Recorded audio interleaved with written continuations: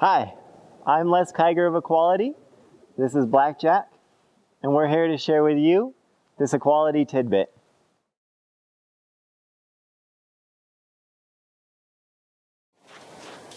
In today's tidbit, I want to talk to you about how to help your horse to return to a nice even state of mind, coming down off of their emotions after they've done something that is either exciting or makes them a little bit nervous or unconfident. How to get back to that baseline so that they'll be ready to do the next thing.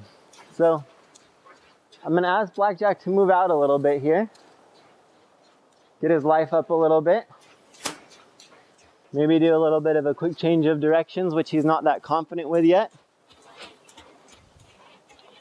So I'm sort of setting up a situation here, which I'll often do, where I ask the horse to take their life up, and then I help them to understand the process of coming back down. We got a little bit too energetic there. Lost things off the side of the frame, I imagine.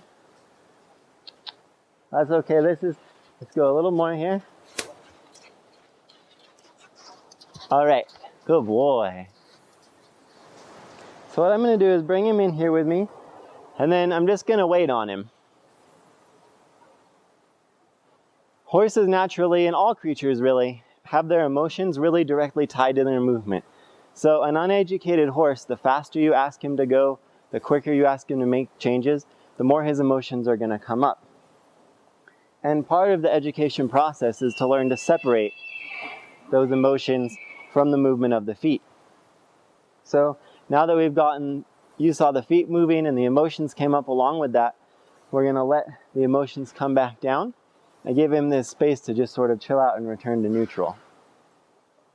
See, he's still kind of breathing hard here in his nostrils.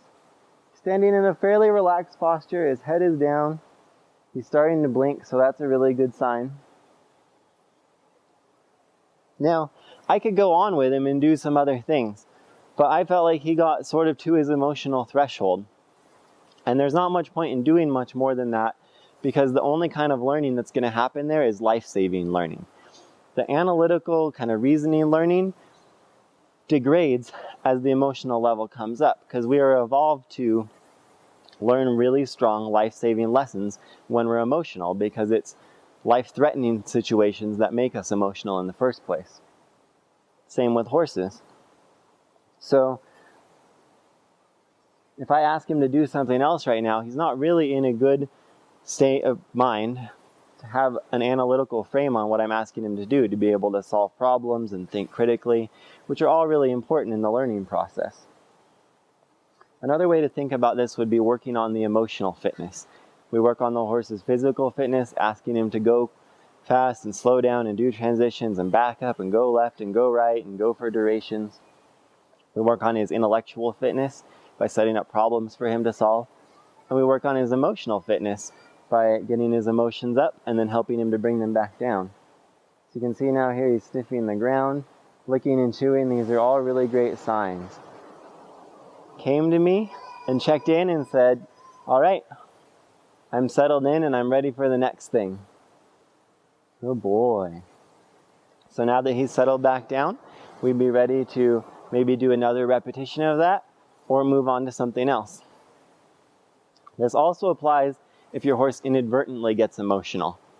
I did this on purpose, but if you have a situation where your horse accidentally gets really elevated emotions, the same process of just being with them in a calm stillness is super powerful for helping them come down off of that emotional high. So I hope that this tidbit helped you to understand a little bit more about how to exercise your horse's emotional fitness.